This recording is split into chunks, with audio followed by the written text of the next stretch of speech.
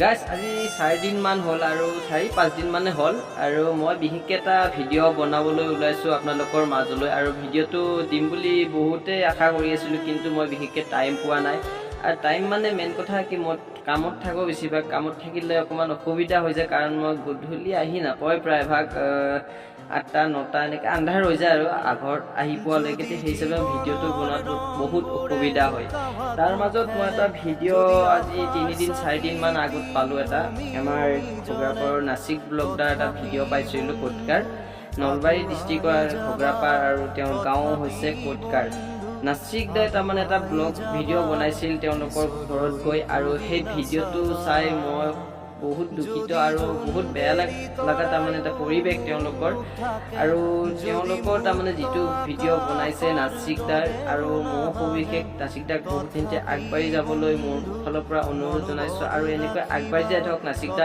আপোনাক আমি ছাপোৰ্ট কৰিম আৰু আপোনাক সকলো অসমবাসী ৰাইজে আপোনাক নিশ্চয় ছাপোৰ্ট কৰিব মেইন কথা কি জানা নাচিক দা আপুনি যিটো ভিডিঅ' বনাইছে কিন্তু ভিডিঅ'টো চাই মোৰ খুবেই দুখ লাগিছে আৰু বৰ বেয়া লাগিছে সেইটো কাৰণত মই ভিডিঅ'টো অকণমান আপোনালৈ বনাই দিছোঁ আৰু এইটো কাৰণত বনাইছোঁ নাচিক দাৰ ভিডিঅ'টো মই অৱশ্যে মই ডাউনলোড কৰি লৈছোঁ ডাউনলোড কৰি লৈ মই ভাবিছোঁ ভিডিঅ'টো বনাম আৰু যাতে অকণমান শ্বেয়াৰ হ'লে মানুহৰ সহায় সহযোগিতা হয় সকলোৰে যাতে মই সেই হিচাপে ভিডিঅ'টো আপোনালোকলৈ বনাইছোঁ আৰু নাচিক দা আপুনিও বেয়া নাপাব আপোনাৰ ভিডিঅ'টো মই ডাউনলোড কৰি লৈছোঁ আৰু মই অকণমান বনাম আৰু ভিডিঅ'টো আপুনি বনাইছে সবিশেষ বহুত ভাল লাগিছে আৰু এনেকুৱা মুহূৰ্তত তাৰমানে যে নাচিক দাৰ তাৰমানে ভিডিঅ'টো বনোৱা অৱস্থাত তাৰমানে নাচিক দাৰ বহুত বেয়া লাগিছে কাৰণ ভিডিঅ'টো চালে গম পাই যায় নাচিক দা তাৰমানে এনেকুৱা হৈছে মুখেৰে তাৰমানে ভাষা নোলোৱা হৈ গৈছে তেওঁলোকৰ ঘৰত যায় ভিডিঅ' বনোৱা অৱস্থাত তাৰমানে নাচিক দাৰ তাৰমানে এনেকুৱা হৈছে কি ক'ম কি নক'ম এনেকুৱা হৈছে তেওঁলোকৰ এনেকুৱা আৰ্থিক অৱস্থা দেখা পায় বহুত বেয়া দৃশ্য বহুত বেয়া লগা আৰু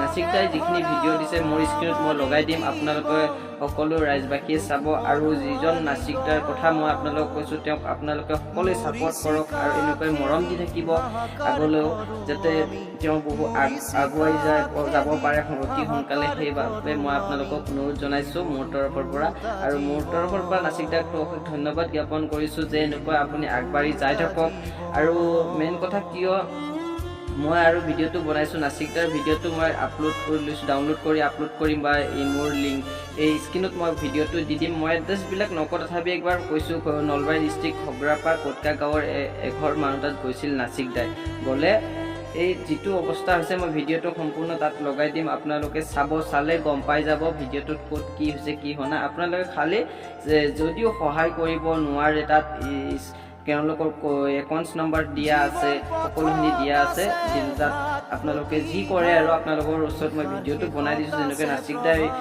আপোনালোকক বনাই দিছিল সেই হিচাপে যদি আপোনালোকে নিজেও নোৱাৰে ভিডিঅ'টো শ্বেয়াৰ কৰি দিব শ্বেয়াৰ কৰি দিলে নিশ্চয় সহায় সহযোগিতা কোনোবাইতো কৰিব সেইটো কাৰণ মই ভিডিঅ'টো বনাবলৈ আজি 3-4 দিন মান হৈ গ'ল কিন্তু মই ডাউনলোড কৰি 3-4 দিন হৈ গ'ল বনাম বুলি কৈ ভিডিঅ'টো মই অৱশ্যে বনাব পৰা নাই কাৰণ বিশেষকৈ টাইম নাই টাইম নোহোৱাৰ ফলত ৰাতিটো ভিডিঅ' বনাব নোৱাৰি অকণমান অসুবিধা হয় এইটো কাৰণত মই ভিডিঅ' বনোৱা নাছিলোঁ আৰু আপোনালোকে চাই থাকিব এনেকৈ মোৰ পেজটোত আৰু মোৰ ইউটিউব চেনেলো আছে অসম নলবাৰী YT বুলি আৰু পেজটোতো মোৰ একেই আছে অসম নলবাৰী YT বুলি আছে তাত যায় আপোনালোকে ফ'ল' কৰিব ভিডিঅ' পাই থাকিব আৰু ইউটিউব চেনেলটো ছাবস্ক্ৰাইব কৰিব আৰু বিশেষকৈ মই বেছি ক'ব নাযাওঁ কিয় ক'ব নাযাওঁ কাৰণ আপোনালোকে খালি ভিডিঅ'টো শ্বেয়াৰ কৰিব আৰু নাচিক দাক সকলোৱে ছাপোৰ্ট কৰিব মই এইখিনিয়ে ক'ব বিচাৰোঁ আৰু নাচিক দাক সকলোৱে মৰম দি থাকিব মই সেইখিনিয়ে ক'ব বিচাৰোঁ আজিলৈ ভিডিঅ'টো ইমানতে সাৰিলোঁ জয় আই অসম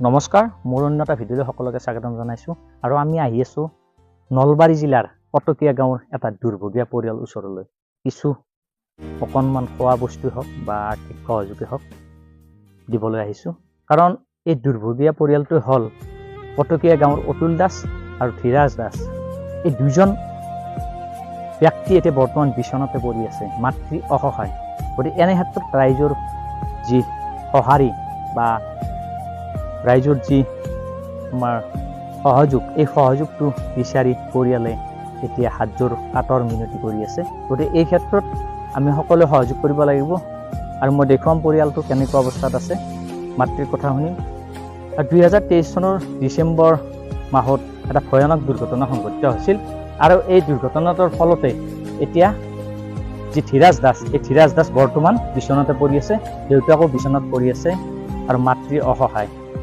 আৰু সকলোৱে ভিডিঅ'টো শ্বেয়াৰ কৰিব, লাইক কৰিব আৰু মোৰ নাচিক ব্লগ পেজটো ফ'ল' কৰিব। আহক আমি ঘৰটো দেখুৱাওঁ। আৰু এয়া আমি আহি পালোঁ ৰিয়াজ দাসৰ ঘৰলৈ, দেখুৱাম। ইয়াত দেখিছে এয়া মাতৃৰ অসহায় এতিয়া বৰ্তমান।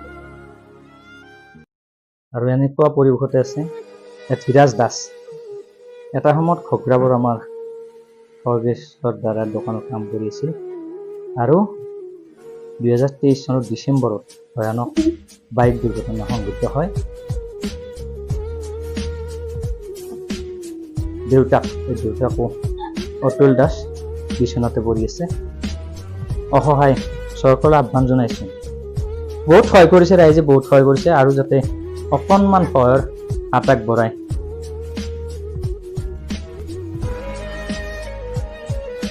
মাতৃ কথা ক'ব পৰা অৱস্থাত নাই।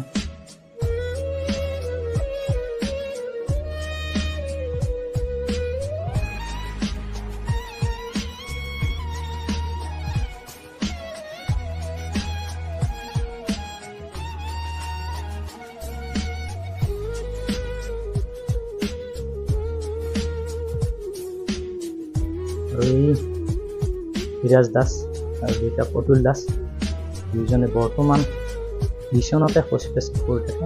গতিকে এনে ক্ষেত্ৰত মাতৃৰ যি দুখ দুৰ্দশা আমি এতিয়া ৰাইজে চাব লগা হৈছে। কাৰণ এতিয়া এনেকুৱা অৱস্থা হৈছে যেন পানীত হাত নচৰা অৱস্থা। মাতৃ আৰ্থিকৰ পৰা শাৰীৰিকভাৱে গোটেইখিনি এতিয়া দুৰ্বল। জয়ন্ত ডাঙৰীয়া, মই মোক সহযোগত মই দুজন মানুহ ক্ষতি কৰি আছোঁ। মোৰো বেমাৰী মানুহ, চুগাৰ থকা মানুহ, মোৰ উপায় নাই। মোৰ শৌচ পেচাব, মোৰ তাত ধোৱা পখলা চব খোৱা ৰোৱা, মই এতিয়া খোৱা বাৰু হেৰি সম্ভাল নাই। আৰু ডাঙৰ ল'ৰাটো 3 লাখ টকা ধাৰ কৰি আনিছে। এই সৰু ল'ৰাটোৰ এক্সিডেণ্ট হওঁতে এতিয়া ধাৰ নমৰাকৈ এই ল'ৰাটো আহি নাযায়। মোক এতিয়া বাই চবেই মোক সাহায্য দিব লাগে। ল'ৰাটো কেৰেলাত থাকে, এতিয়া আহিব নাযায়। ল'ৰাটো টকা ধাৰ নামৰা কৰি আহিব নাযায়। এতিয়া মোক কি উপায় দিয়াক। এতিয়া মই আকৌ মই নাজানো, দেউতাক নাজানে, দেউতাকে পঢ়ি আছে, আপাতো পঢ়ি আছে। মই কি কৰিম মাইকী, মোৰ উপায় নহৈছিল। মই শৌচ পেচাব ধোৱা পখলা মই ইয়াতে দুটা মানুহৰে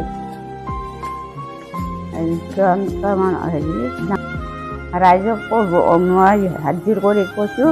আগতে বহুত সাহায্য কৰিলে, এতিয়াও মোক সাহায্য কৰিব লাগে। মই ল'ৰাটোক আৰু চাব লাগে, নহ'লে মই বিচনাত কেনেকৈ ফেল থৈ দিওঁ। মোৰ উপায় নহৈছে, মোক সাহায্য দিয়ক। ল'ৰাটো আহিব নাযায়, মই কি কৰোঁ কি নকৰোঁ, মোৰ সেনাই উপায় নহৈছে। মোক এতিয়া সাহায্য কৰিব।